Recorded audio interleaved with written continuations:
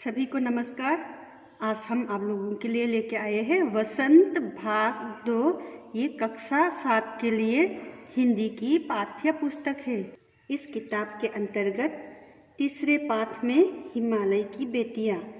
इसका राइटर लेखक जो है नागार्जुन जी है, बहुत बड़ा फेमस एक राइटर है। तो हिमालय की बेटियां इस पाठ का सरल अर्थ बहुत सरलता के साथ लिखा गया है। इसको पढ़ेंगे, ध्यान से सुनिए। शुरू करते हैं। हिमालय की बेटियां नामक लेख सुप्रसिद्ध लेखक नागार्जुन द्वारा लिखित है। इस लेख में लेखक ने हिमालय पर्वत से निकलने वाली नदियों का उसकी बेटियों के रूप में वर्णन किया है। हिमालय से बहने वाली गंगा, यमुना, सतलुज आदि नदियाँ दूर से लेखक को शांत गंभीर दिखाई देती थी। वे एक संभ्रांत महिला की तरह प्रतीत होती थी। उनके प्रति लेखक के मन में श्रद्धा के भाव थे। वह इनमें माँ, दादी, मौसी और मामी की गोद की तरह डुबकियाँ लगाया करता था। जब लेखक ने इन नदियों को हिमालय के कंधे पर चढ़कर देखा तो वे नदियाँ समतल मैदानों में विशाल दिखाई देती थी।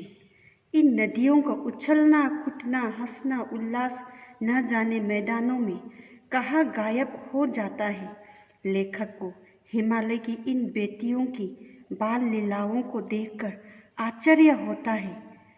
इनका आश्चर्य उन्हें किसी लड़की और कली को देखकर नहीं होता।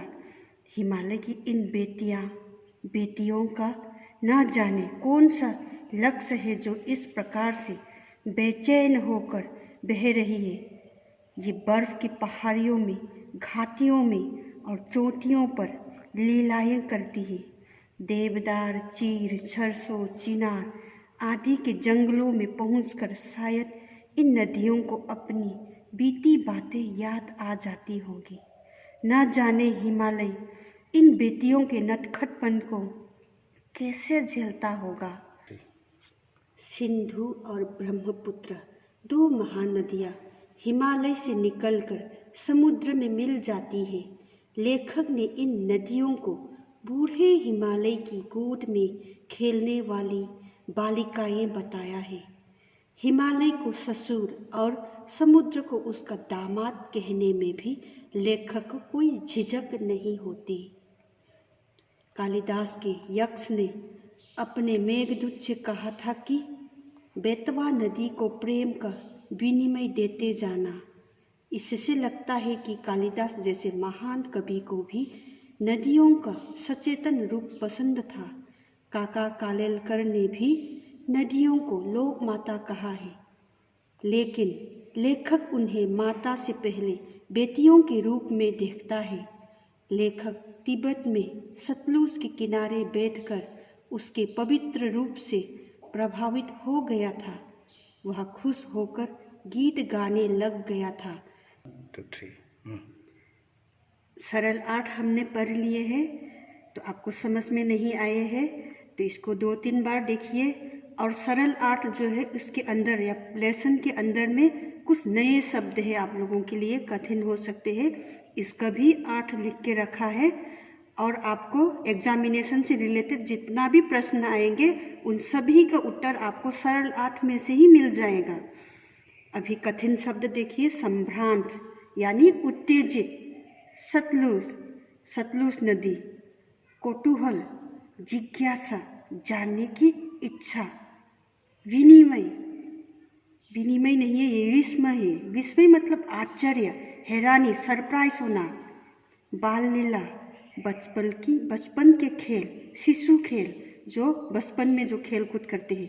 बेचैन, अशांत, विराट प्रेम, महान प्यार, अतृप्त, बिना तृप्त हुए, अधिक त्यागाए, पहाड़ के ऊपर की समतल भूमि, टेबल लैंड भी बोलते हैं इसको इंग्लिश में। नटखट माने चंचल, पीरती, बिछड़े हुए, यक्ष माने कालिदास एक महान संस्कृत का लेखक है, महाकाव्य लिखा है उन्होंने। तो उनके लेखक में से मेघदूत ये मुख्य पात्र मतलब कैरेक्टर नायक, प्रियसी, प्रियसी यानी प्रेमिका, खुमारी, खुमारी को आप नशा भी बोल सकते हैं, पुरानी याद भी बोल सकते हैं या फिर उदासी भी कह सकते हैं। नटी, नटी माने नाचने या नृत्य करने वाली स्त्री, महिला। आइए अभी प्रश्न अभ्यास की तरफ जाएंगे। प्रश्न अभ्यास, ये जितने सारे प्रश्न हैं किताब में या उसके अंदर में से जो भी प्रश्न आएगा उन सभी का उत्तर आपको सरल 8 में मिल जाएगा। फिर भी आप लोगों की सुविधा के लिए लिख के रखा है। तो प्रश्न नंबर 1, नदियों को माँ मानने की परंपरा हमारे यहाँ काफ़ी पुरानी है, लेकिन लेखक नागार्जुन उन्हें और किन रूपों में देखते हैं?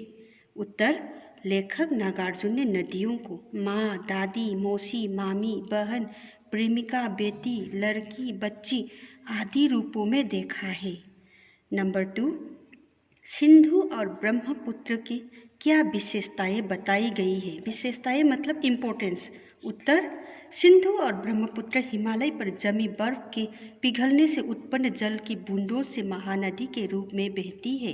ये दोनों नदियाँ उछलती कूदती समुद्र में मिल जाती है। जब ये समुद्र में मिलती है तो इनकी उछलती उद्भवती तरंगों की अनूठा रूप प्राप्त हो जाता है।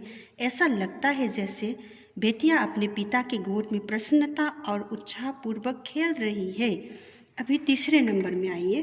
काका कालेलकर ने नदियों को लोक माता क्यों कहा है? ये इम्पोर्टेंट है। इसका उत्तर, नदियाँ धरती पर बहती है और सारे प्राणियों के जीवन का आधार बनती है। इस लोक के अधिकांश जीव पेड़ पौधों का पालन पोषण नदियों के कारण ही होता है। सारी धरती का कूड़ा करकट नदियाँ अपने आंचल में समेटती है और फिर भी धरती का कल्याण करती है। दुख सहकर भी माता ही भला करती है, इसीलिए काका कालेलकर ने नदियों को लोक माता कहा है। चौथे नंबर पर आइए। हिमालय की यात्रा में लेखक ने किन किन की प्रशंसा की है? प्रशंसा माने तारीफ। उत्तर, हिमालय की यात्रा में लेखक ने माँ, दादी, मौसी, मामी, बहन, पिता, ससुर, बेटियाँ आदि सभी संबंधों की प्रशंसा की है जो अपने स्नेह प्रेम से अपनों को सुख प्रदान करते हैं। हिमालय समुद्र और नदियों की उसकी सराहना की है। उसने सतलुज नदी को बहन की तरह संबोधित किया है। तो इसी में हमारा पूरा चैप्टर कंप्लीट हुआ है। तो दूसरा नया लेसन में दोबारा मिलेंगे, तब तक इसको क्लियर करके पढ़ लीजिए और उतार लीजिए अपने